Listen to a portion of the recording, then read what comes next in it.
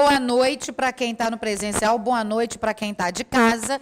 Quem está de casa tem chat, então teve dúvida, quer fazer pergunta, fala com a gente aqui que a gente responde. Eu vou ficar sempre vendo aqui para saber se vocês têm alguma dúvida, tá? Deixa eu só marcar isso, colocar isso aqui. Tá me ouvindo agora com esse negócio aqui? Tá? Vamos para a questão, a minha é 25 com eles, né? Para mim seria 1. Vamos lá, 25. Um agente alvejou... Ah, só um detalhe. Professor, eu vou fazer técnico do TRE. Tem penal? Não, claro que não, vocês viram o edital. Só vai ter penal e processo penal para técnico área de polícia judicial. A polícia judicial, que é técnico, tem penal e processo penal. Analista vai ter penal e processo penal. Para o técnico administrativo, não tem. Para o técnico administrativo, que nós vamos estudar, inclusive, nesse modo que ele falou, vai ser os crimes eleitorais, que aí eu não vou poder dar só o crime, eu vou dar o crime do código, eu vou dar o crime eleitoral para quem vai fazer, porque você vai saber sobre inelegibilidade, quando fala disso, você fala que é a pessoa que foi condenada por crime, não. E quais os crimes? Aí nós vamos ver os crimes do Código Eleitoral, tá? Hoje, como a gente só está no aulão, vai ser os crimes do Código Penal comum. Então, questão 25. Um agente alvejou vítima com disparo e, embora tenha iniciado a execução do ilícito, não exauriu toda a sua potencialidade lesiva ante a falha da arma de fogo empregada. Fugindo do local do crime em seguida. Nessa situação hipotética, a atitude do agente configura. Veja bem, o Robinho atingiu o Roberto. Ele atirou para atingir o Roberto. Não conseguiu matar o Roberto porque na hora de disparar a sua arma de fogo ela apresentou um defeito. E aí ela apresentou o defeito e ele não pôde prosseguir no seu intento criminoso. Se ele não pôde prosseguir no seu intento criminoso, foi por uma circunstância alheia à sua vontade. E se foi por uma circunstância alheia à sua vontade, a gente está diante de um crime de homicídio tentado. Só não houve resultado por circunstância alheia à sua vontade, que nesse caso foi o defeito da arma. Mas ele, então, vai responder pelo crime? Vai, pelo crime de homicídio tentado. Quando a gente fala de tentativa, a gente tem a chamada tentativa perfeita, acabada ou ainda chamada de crime falho, são sinônimos. O que é tentativa perfeita, acabada ou crime falho? É aquela situação em que eu inicio a execução de um crime, pratico todos os atos executórios, esgoto os atos executórios e o crime só não se consuma por circunstâncias alheias à minha vontade. Então, por exemplo, se o Robinho deu 6 tiros no Roberto e esgotou a quantidade de munição que ele tinha, aí ele deu 5 tiros, ele quer saber? Chega pertinho, vou dar um chutinho aqui para ver se esse cara tá morto mesmo. Ah, vou dar o 6º para dar o confere. Pronto, vou embora. Aí amanhã ele chega à casa dele e o Felipe vira-se para ele, pô, Robinho, ficou sabendo que tentaram matar o Roberto? Ele diz, tentaram? Como assim tentaram? Na cabeça dele ele está pensando, eu dei até o tiro do confere, como é que tentaram? Pois é, o cara estava com o corpo fechado, não é verdade? Esse estava em dia, porque, ó, corpo fechadinho, levou 6 tiros e não morreu. E aí o que acontece? Ele tentou matar a vítima? Tentou. Conseguiu? Esgotou os meios executórios disponíveis? Sim, mas falhou. Por que falhou? Por uma divindade, porque, na verdade, ele não morreu depois de 6 tiros. Então, a gente tem o que a gente chama de tentativa perfeita. Tentativa acabada. Acabada significa que ele esgotou todos os meios executórios. Nesse caso da questão, ele esgotou os meios executórios? Não, porque a arma falhou. Então, a gente vai ter uma tentativa imperfeita, inacabada, entenderam? Então, a resposta correta aí é letra D de dado. Tentativa imperfeita, pois ele não conseguiu praticar todos os atos executórios. Não é a tentativa perfeita ou inacabada, pois a execução não foi concluída. A letra B, é arrependimento eficaz? Não, porque o arrependimento eficaz acontece quando você pratica todos os atos executórios e impede a consumação. Imagina que o Robinho deu 3 tiros no Roberto. E aí, quando o Roberto estava prestes a falecer, ele meteu a mão na consciência, gente, o que eu fiz? Aí ele pega o Roberto, bota no carro, leva para o hospital, chega no hospital, ele faz uma cirurgia e sobrevive. Olha, tivemos um arrependimento eficaz. Ele se arrependeu, praticou um ato posterior ao ato de execução, que acabou fazendo com que a vítima sobrevivesse em razão do arrependimento que teve. Então, seu arrependimento foi eficaz. Não foi o que aconteceu aqui. Crime impossível por absoluta ineficácia do meio empregado. Não havia absoluta ineficácia, havia relativa ineficácia. Absoluta ineficácia é quando não há possibilidade nenhuma daquele meio ser utilizado para a prática delituosa. Não foi o caso aqui. Até porque a questão diz, ele alvejou a vítima com um disparo. Depois a arma falhou no segundo disparo. Então, existe ineficácia absoluta? Não. Existe ineficácia relativa. Porque se ele fosse bom de disparo, ele tinha dado no meio do peito dele e a pessoa tinha morrido. Não foi o caso. Não é crime impossível, artigo 17. Desistência voluntária. Ele desistiu de prosseguir? Não. Ele não pôde prosseguir. E por que ele não pôde? Porque a arma apresentou um defeito. Tá claro? Então, por isso que ele não pôde. Então, gabarito aí, letra D. Quem está em casa, se tiver dúvida, é só perguntar que a gente responde, hein? 26. Com relação às fontes e aos princípios do direito penal, bem como a aplicação e interpretação da lei penal no tempo e no espaço, assinale a correta. Letra A. No Código Penal brasileiro, adota-se em relação ao tempo do crime a teoria da ambiguidade? Não. Adota-se a teoria da atividade, artigo 4º do Código Penal. No que consiste a teoria da atividade? O artigo 4º vai dizer, considera-se praticado o crime no momento da ação ou da omissão, ainda que outro seja o momento do resultado. Então, isso é teoria da atividade. E o que é teoria da ambiguidade? Ela não diz respeito ao momento do crime. Em relação ao momento do crime, teoria da atividade. Em relação ao lugar do crime, teoria da atividade. Por que teoria da ambiguidade ou teoria? Porque considera-se praticado o crime em que lugar? No lugar onde houve ação, omissão ou o resultado. Isso se dá por quê? Porque o Brasil tentou resolver o problema dos crimes cometidos à distância. O que é um crime cometido à distância? Eu ponho uma bomba no avião no Rio de Janeiro para explodir no Canadá. Aí chega no Canadá, explode e mata todo mundo que eu queria que matasse, que morresse. E aí, se no Canadá a teoria do lugar por eles admitida, essa pessoa seria punida lá?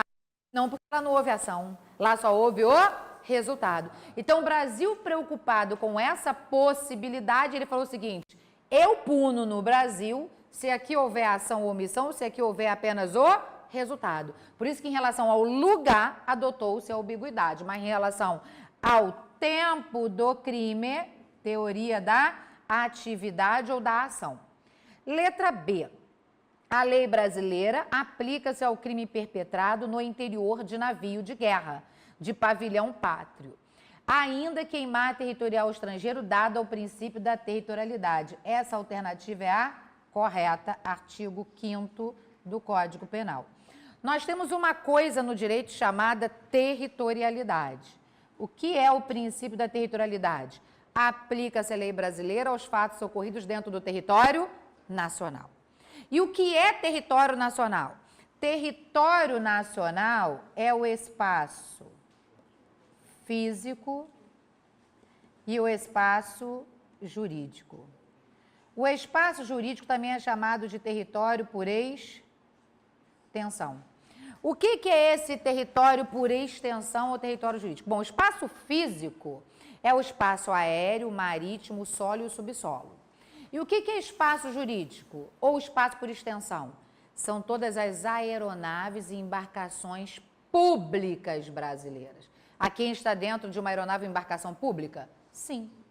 Então, onde quer que a aeronave ou embarcação pública brasileira ou particular a serviço do governo brasileiro, onde quer que ela esteja, ela vai ser considerada território nacional. E vice-versa. A estrangeira aqui também vai ser considerada território estrangeiro. Então, tudo que acontecer a bordo dessa aeronave, dessa embarcação, é como se estivesse acontecendo dentro do Brasil. Isso se dá em razão do princípio da territorialidade. Tá claro? Então tá correta a letra B. Letra C. Segundo a doutrina majoritária, os costumes e os princípios gerais do direito são fontes formais imediatas do direito penal. Porque a fonte formal imediata é a lei. A lei em sentido estrito. É o artigo 5º, inciso 39 da Constituição, combinado com o 1º do Código Penal. Por que lei em sentido estrito? Porque não se pode criar crimes nem cominar penas através de portaria, resolução. Só se pode, não medida provisória, costumes, nada disso. Só se pode criar crimes por lei em sentido estrito, lei ordinária. É competência da União legislar sobre direito penal incriminado, artigo 22, inciso 1 da Constituição Federal. Então, gabarito aí errada, porque não é fonte imediata, é fonte mediata. Letra D. Primeiro do Código Penal aqui. 5º, 39, 1º e 22. Só que o 1º do Código Penal, 22, inciso 1 da Constituição. Seria uma fonte secundária? Fonte imediata é fonte secundária, não é primária. Mas é formal também. Mas nunca seria uma fonte para criar crimes e cominar penas. Seriam fontes para normas penais não incriminadoras, como acontece com a medida provisória. A medida provisória é uma fonte formal do direito penal, fonte imediata secundária. Por quê? Porque ela serve para normas penais não incriminadoras. Norma penal incriminadora, só lei em sentido estrito. Entendeu? A medida provisória pode aliviar alguma situação, mas não agravar. Exatamente. Por exemplo, no Estatuto do Desarmamento, quando ele entrou em vigor em 2003, ele disse que se você possuísse arma de fogo sem as regras da nova lei, era crime de posse ilegal de arma de fogo. Só que quando o Estatuto entrou em vigor em 2003, ele entendeu o seguinte: muitas pessoas possuem arma de fogo de acordo com a legislação antiga. Até porque, de acordo com a lei que era de 97, você poderia possuir arma de fogo por autorização da Polícia Civil, porque eram as polícias civis estaduais que autorizavam você ter arma de fogo. Com o Estatuto do Desarmamento, quem passou a autorizar foi a Polícia Federal, mediante a autorização do SINARME, que é um órgão federal. E aí, então, as pessoas que tinham autorização para possuir arma de fogo pela Polícia Civil do Estado passaram a estar de forma irregular, porque não era mais isso que a lei exigia. E aí, o que eles fizeram? Eles deram um prazo para que essas pessoas regularizassem a posse daquela arma ou devolvessem aquelas armas, entregassem, elas seriam indenizadas mediante essa entrega. Esse prazo, inicialmente, foi dado no próprio artigo 5º e artigo 32 do Estatuto. Só que eles viram que aquele tempo foi pouco, foi muito pequeno, não dava tempo de entregar e de regularizar todas as armas existentes. Então, eles foram prorrogando esse prazo. Para você ter noção, foi prorrogado até 31 de dezembro de 2009. E essas prorrogações foram feitas através de medidas provisórias. Então, medida provisória foi prorrogando esse prazo? Foi. Mas isso não é uma norma penal? É, só que é uma norma penal não incriminadora. Entendeu? Então, quando a gente fala de fonte formal para criar crimes e combinar pena, só lei e lei em sentido estrito. Tá? Letra D. Dado o princípio da legalidade estrita, é o princípio que rege mesmo, é proibido o uso da analogia em direito penal? É proibido o uso da analogia in malam partem. Ficou faltando isso aí. In malam partem. O que é isso? In bonam partem é possível. In bona significa analogia para beneficiar e mala para prejudicar. Então, a legalidade estrita veda a aplicação da analogia no direito penal? Não. Ela veda a analogia in malam partem. In bona partem, tranquilamente aplicável, tá? Para beneficiar sempre, para prejudicar nunca. É o artigo 1º do Código Penal. Dada a ampla margem de escolha atribuída ao legislador, no que se refere à tipificação dos crimes e cominações de pena, é permitido tipificar crimes de perigo abstrato e criminalizar atitudes internas das pessoas. O erro tá, não é possível criminalizar atitudes internas, como, por exemplo, orientações sexuais. Eu não posso incriminar a sua atitude interna, o que você pensa. Tanto que no Brasil, Você pode até cogitar de cometer o crime, combinar de cometer o crime, mas enquanto você não inicia o ato executório por ele, você não pode ser punido. Só um detalhe, tudo isso que a gente está vendo aqui dessa parte geral serve para você usar nos crimes eleitorais, porque o Código Eleitoral, ele não trata da parte geral. Então, sobre a teoria da atividade, teoria da territorialidade, da ambiguidade, desistência voluntária, arrependimento eficaz, crime impossível, tentativa, tudo que essa parte geral que a gente está falando, já é o raciocínio para usar lá, tá? Por quê? Porque lá só tem os crimes em espécies. Mas o próprio Código Eleitoral vai dizer que você, quando for tratar dos crimes do procedimento, vai aplicar no que for cabível o Código Penal e o Código de Processo Penal, porque ele não traz essa parte geral. Então, eu também não posso criar crime nem combinar pena no caso de crime eleitoral, se não for por lei, e lei em sentido estrito, tá claro? Lá também não se admite analogia in malam partem, só in bonam partem. Não se cria crimes eleitorais em razão de costumes, até porque se assim fosse, a gente teria todo dia um crime eleitoral diferente, porque não tem nada mais prático que crime eleitoral acontecendo. A gente olha, gente, será que essa conduta não é criminosa? Mas se não estiver prevista, não vai ser. Tem que estar prevista legalmente. É o princípio da legalidade estrita. A intenção do agente não é punido, porque os atos preparatórios não são puníveis se o crime não chega a menos a ser tentado. Então, letra B aí é o nosso gabarito. 27.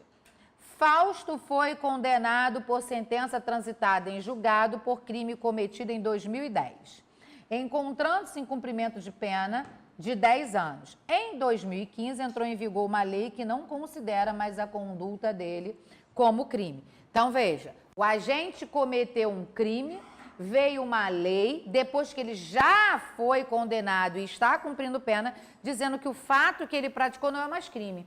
Então, veja bem, você cometeu o crime de adultério. Aí, a Lei 11.106 veio e disse, adulterar não é mais crime, isso é real, aconteceu isso. E as pessoas que estavam condenadas e cumprindo pena pelo crime de adultério, o que aconteceu com elas? Extinguiu essa pena, porque sobreveio o que a gente chama de uma abolício criminis. O que é abolício criminis? É a lei nova abolindo o crime que outrora existia. Essa lei nova retroage? Sim, porque ela é mais benéfica.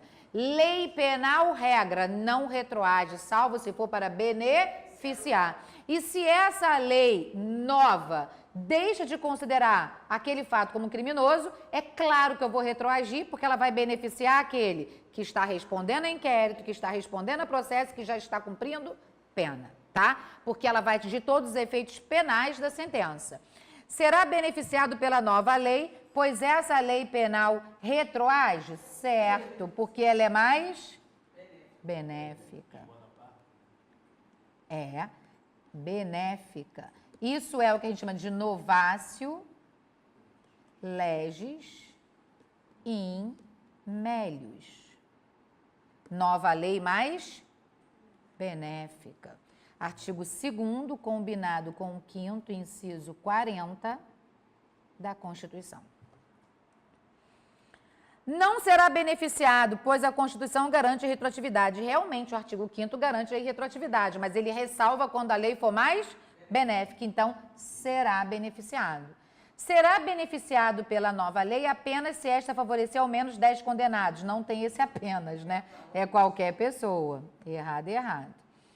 Não será beneficiado pela nova lei, pois a Constituição garante a retroatividade apenas da lei civil. Errado. A retroatividade da lei penal mais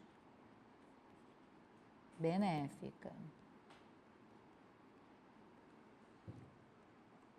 Não será beneficiado, pois a nova lei não pode prejudicar a coisa julgada. Pode. Porque beneficia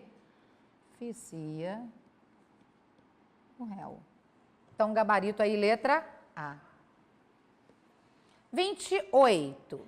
Considera-se inimputável aquele que comete o crime antes de completar 18 anos. Ou, se for doente mental. Artigos 26 e 27 do Código Penal. É inimputável toda aquela pessoa a quem você não pode imputar o crime. Quem é inimputável? O menor e o doente mental. Artigos 26 e 27 do Código Penal. Oi. Um menor de 18 anos, por exemplo, um adolescente de 14 anos, ele pode ser recolhido em uma entidade educacional? De 0 a 12 anos, ele é criança. Quando comete um crime, a gente vai dizer que quando se é menor, pratica-se o chamado ato infracional análogo ao crime. Só que se a criança cometer um ato infracional, ela recebe medidas protetivas. Vocês viram na semana passada uma notícia de um garotinho de 9 anos que matou os animais, não viram? Ele pode ser preso? Não. Ele cometeu crime ambiental? Cometeu. Ele pode ser internado? Não. Porque só pode receber medida socioeducativa quem tem 12 a 18 anos. Então, na sua pergunta, ele tem 14. Se ele é 14, ele é adolescente. Se ele é adolescente, ele não recebe proteção, ele recebe medida socioeducativa. Aí ele pode receber como medida socioeducativa a internação. Dentre as medidas socioeducativas existentes, ele pode sim receber a internação. Vai receber advertência, prestação de serviço, obrigação de indenizar, semi-internação, a própria internação, entendeu? Então, ele pode ter a semi-liberdade, pode ter a internação, se for entre 12 e 18 anos. Se tem de 0 a 12 anos incompletos, se eu sou criança, eu só posso receber medida protetiva. Se eu tenho de 12 a 18 anos, aí eu já sou adolescente, posso receber medida socioeducativa. Tá? Aí eu não respondo a um processo penal nos termos do CPP. Eu respondo a um processo de acordo com o Estatuto da Criança e Adolescente. Contra mim, menor infrator, não é oferecida uma denúncia, é oferecida uma representação que vai culminar ou não com uma sentença onde o juiz aplicará uma medida socioeducativa. Tá? De 12 a 18 pode. A Josiane, considera-se inimputável aquele que está em estado de embriaguez pré-ordenada? Não. Pré-ordenada é quando você se embriaga com a finalidade de tomar coragem para praticar aquilo que você não tomaria. Então, além de você responder pelo crime, você vai ter a pena agravada, tá? Então, aqui, ó, errado, artigo 28, combinado com 61, a linha L do Código Penal. Age em legítima defesa o que isenta de pena? Legítima defesa não isenta de pena. Crime é fato típico, ilícito e culpável. Na ilicitude, você vai ter o estado de necessidade, a legítima defesa, o exercício regular de um direito e o estrito cumprimento do dever legal como causas excludentes de ilicitude. Na culpabilidade, você vai ter a inimputabilidade, a falta de potencial conhecimento da ilicitude e a inexigibilidade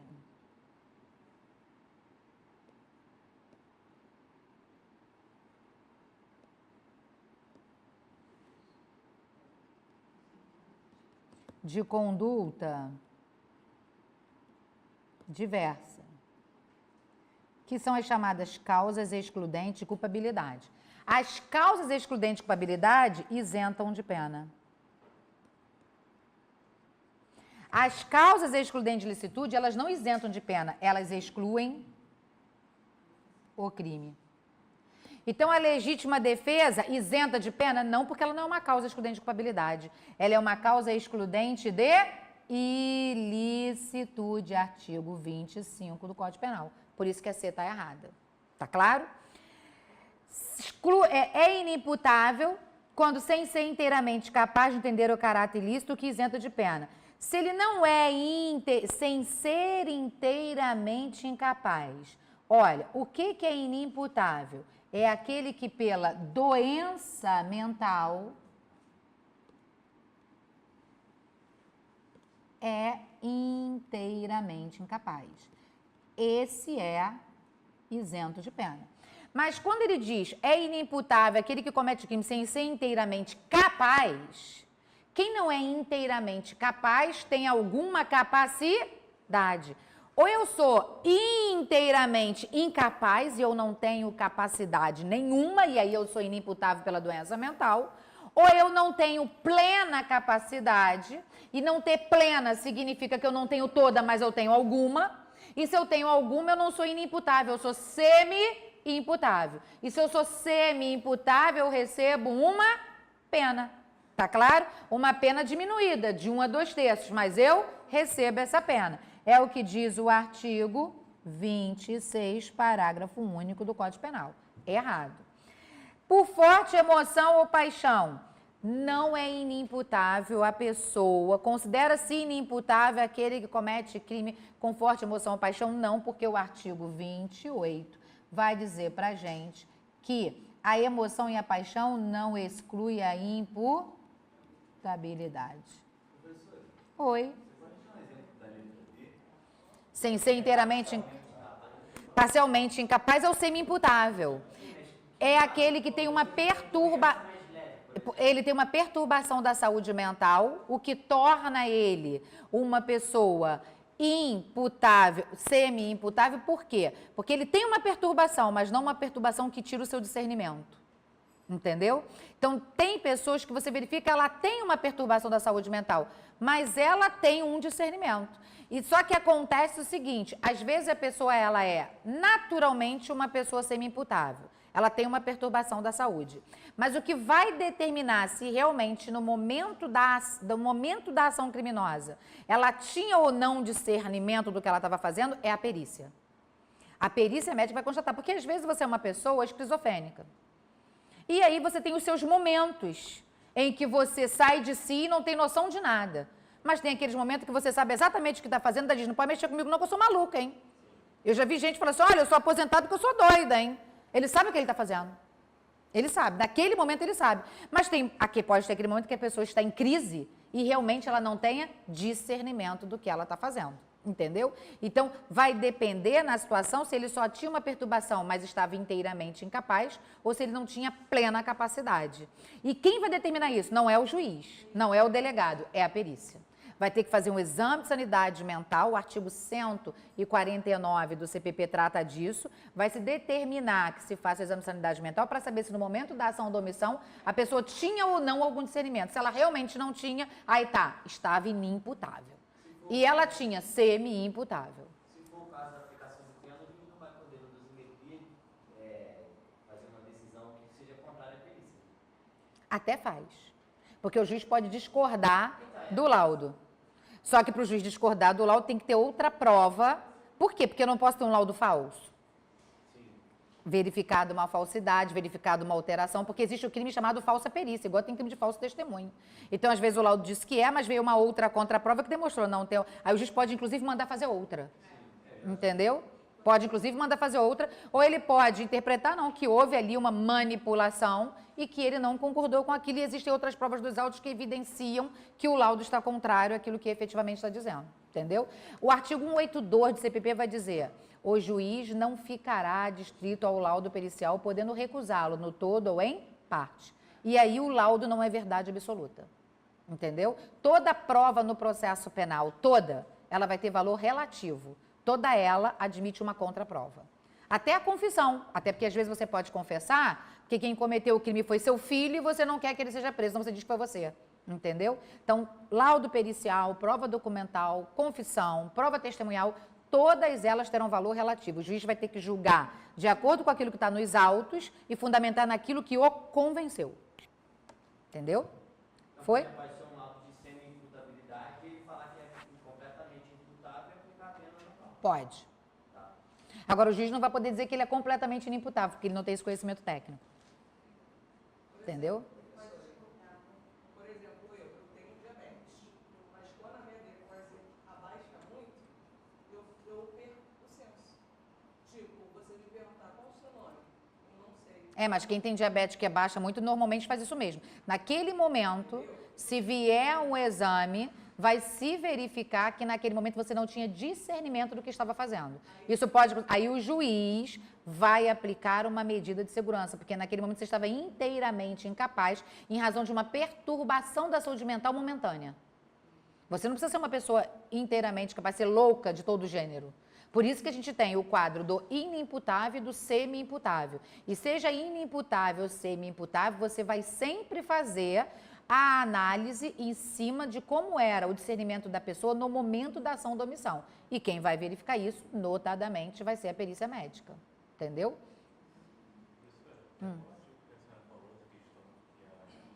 Não fica distrito?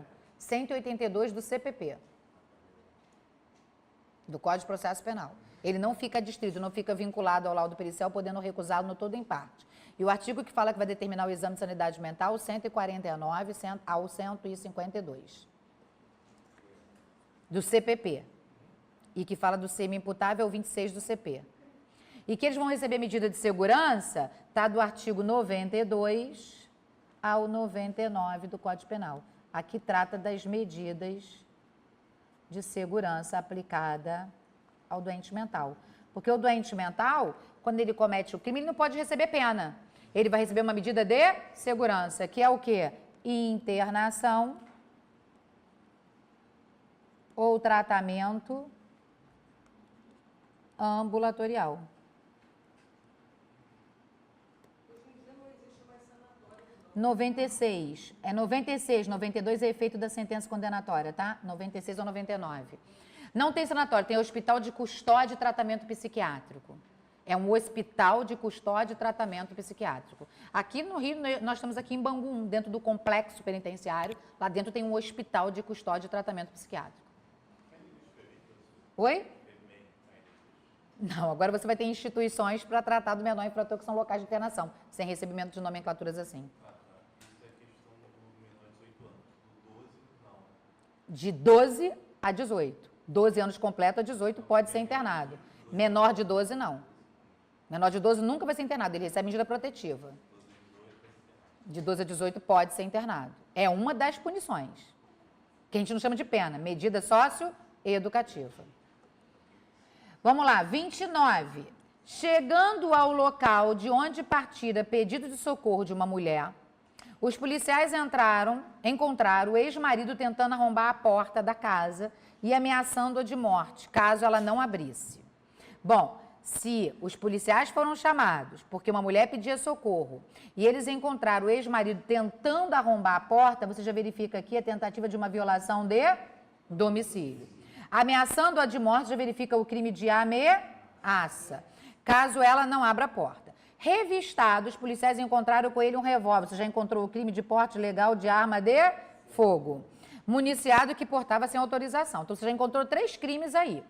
Ele disse que a arma era de um amigo que havia emprestado pouco antes, sem mencionar a intenção exclusiva de matar a ex-mulher. Vizinhos viram os policiais prendendo o agressor, que gritava exaltado palavras ofensivas e injuriosas aos policiais. Aqui ele praticou o crime de desacato.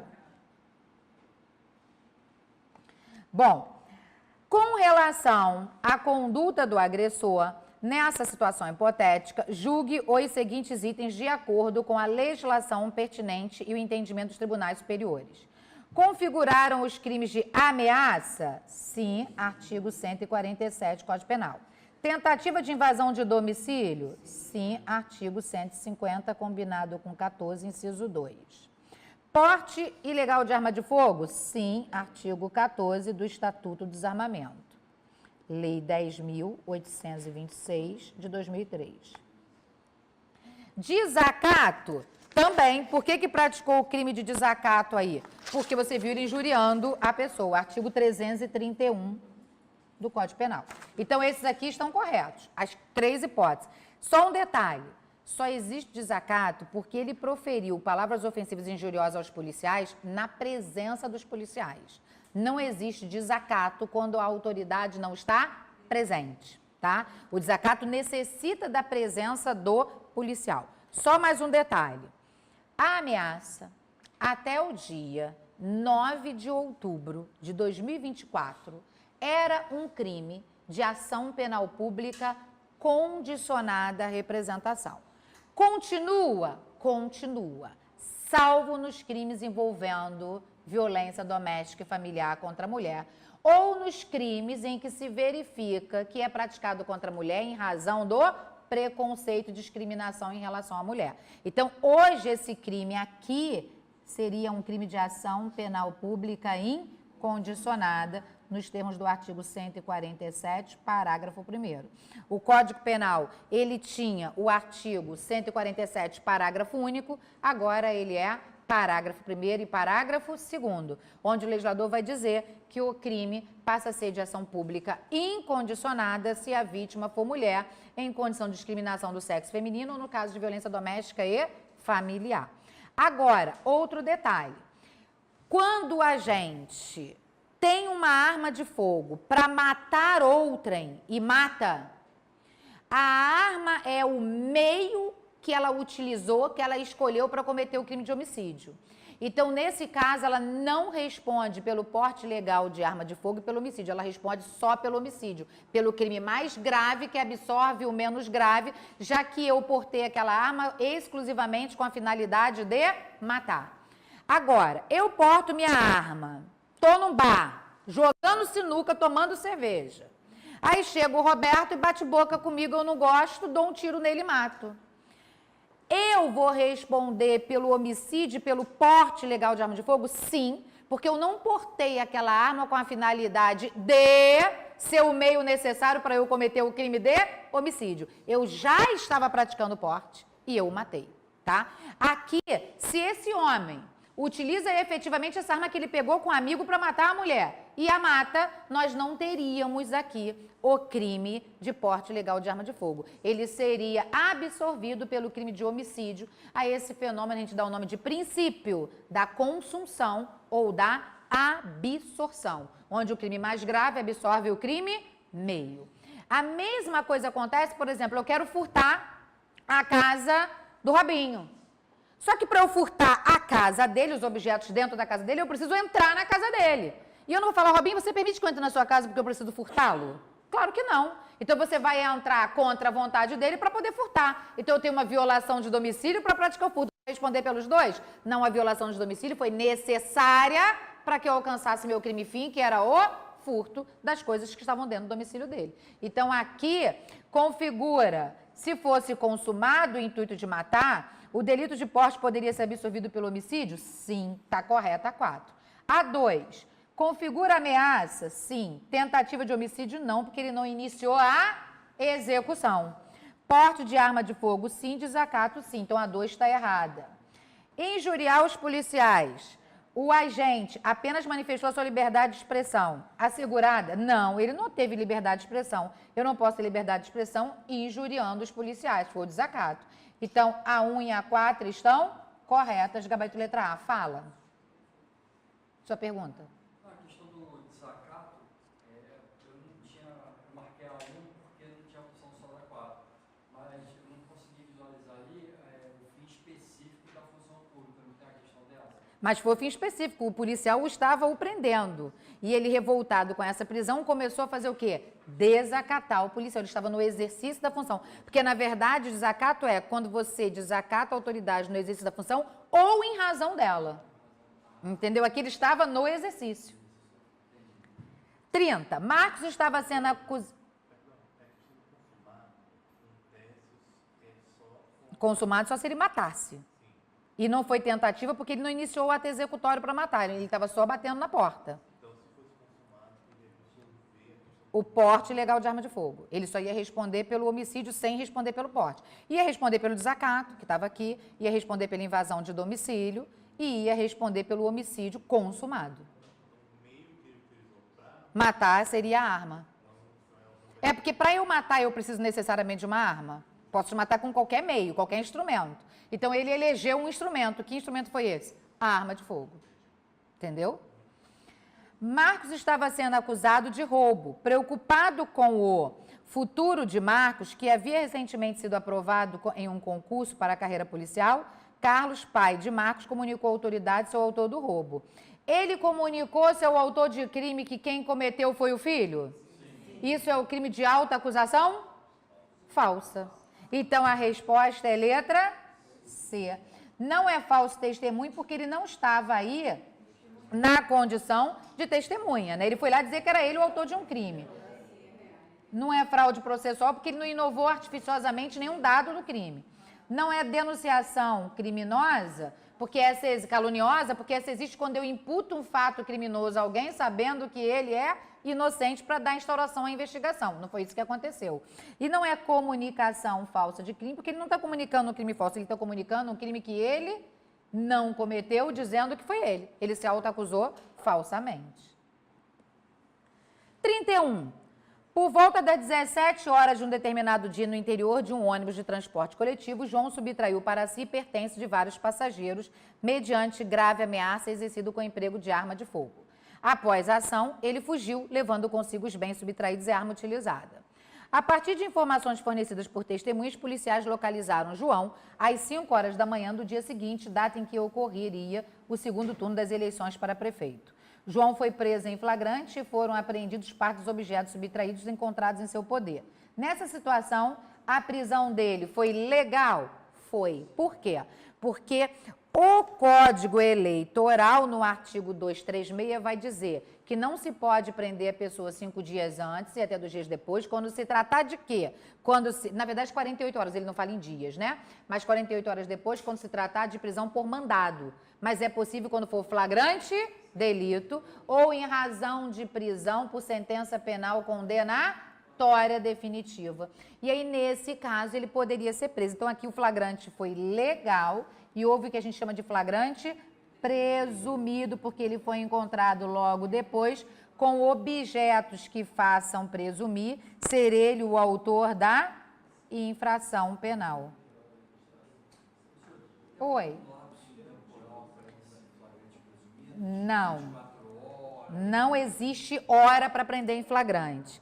O flagrante presumido, se você for encontrado logo depois, vai ter que vir na sua prova, como ver aqui, logo depois. Ele nunca vai falar a hora. Se falar foi encontrado 24 horas depois, está errado. Porque não existe na lei essa coisa, tem que encontrar 5 horas, 6 horas. Vai ter sempre aquela expressão logo depois, com objetos que façam presumir ser ele o autor. E se for em decorrência da perseguição ininterrupta, que a gente chama de flagrante impróprio ou quase flagrante, dure o tempo que durar a perseguição. Já tivemos perseguição aí de dias, semanas, meses, e a pessoa foi encontrada, depois está sendo perseguida, vai caracterizar o flagrante impróprio.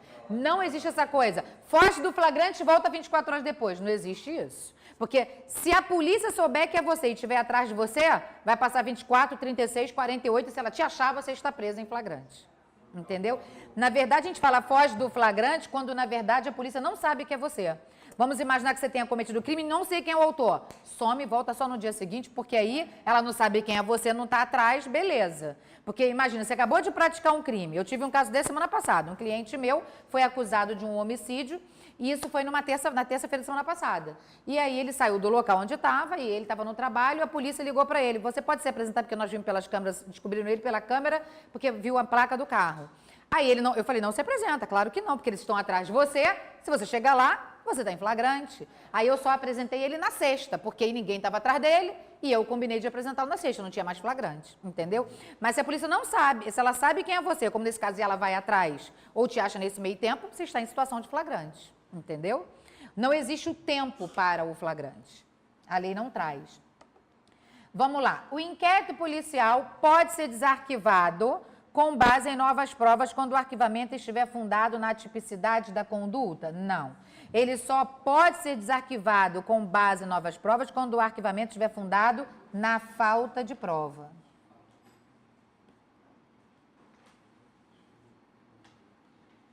Artigo 18 CPP.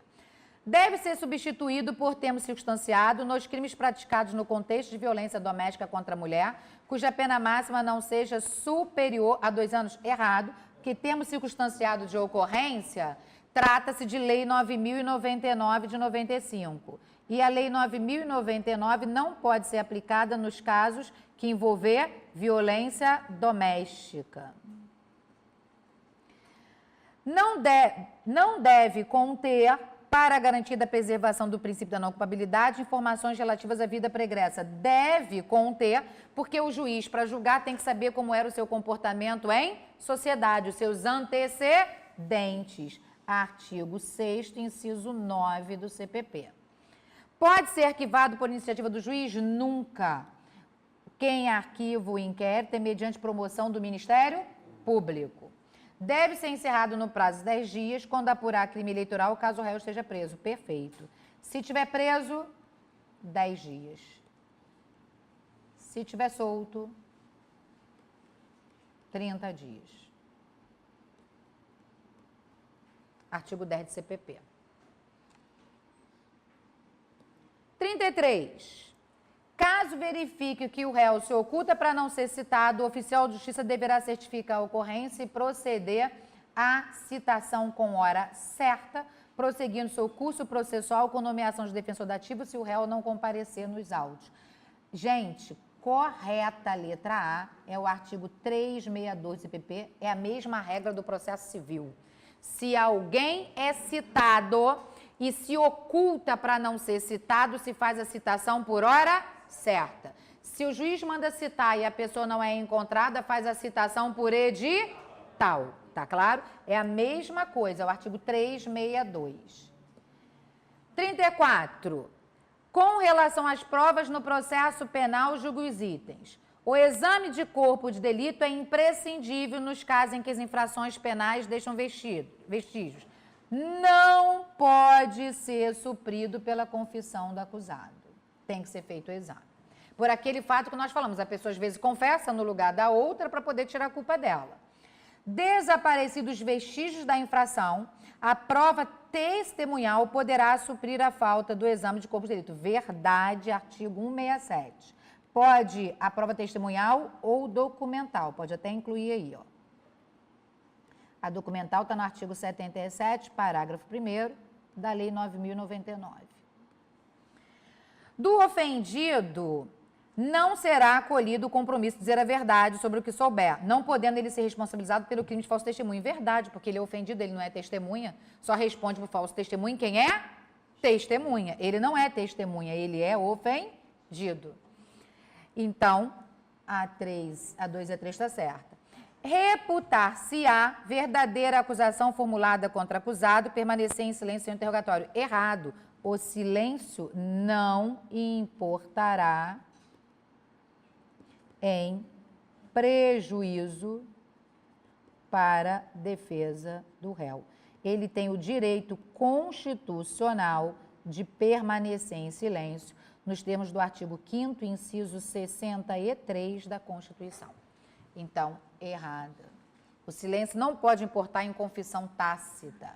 2 e 3 correta, letra D é o nosso gabarito. Terminamos aí, Robinho? Turma, tive que correr, porque ele já estava aqui, ó. Vocês viram, me catucando, né? Porque a Carlinha tem que entrar ainda e o nosso prédio aqui fecha às 10 horas. Alguma dúvida de casa? Botou para mim?